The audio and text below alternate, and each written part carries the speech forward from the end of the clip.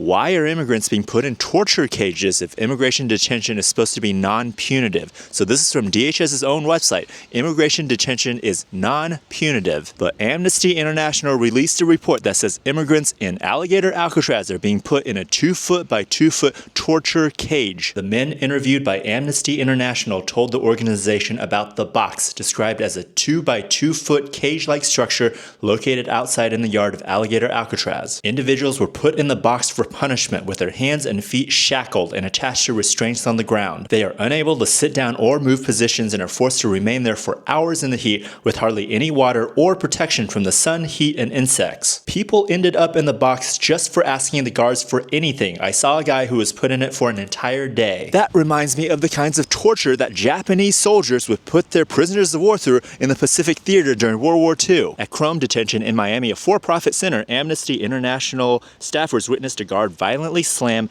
a metal flap of a door to a solitary confinement room against a man's injured hand. Others reported being punched and hit by the guards. 61-year-old from Trinidad died in ICE custody after spending 4 years in solitary confinement. In a 1-year period, over 10,000 immigrants were locked in solitary confinement, and on average, they spent 30 days in solitary confinement. 30 days locked in a room by themselves, no human contact. That is torture. That is, by definition, torture. This should really terrify everyone because we have these basic rights, or we thought we did. You know, they can't hold you forever, habeas corpus. They don't have cruel and unusual punishment, 8th Amendment. But with ICE detention, apparently they can hold you forever without ever charging you with a crime, without ever sending you in front of a jury of your peers, and they can apparently chuck you in solitary confinement for 4 straight years until you die. All of that, no charges, no trial, no conviction. One last torture story. 27-year-old Honduran man, he has renal failure, so his kidneys are failing. He was on his way to get dialysis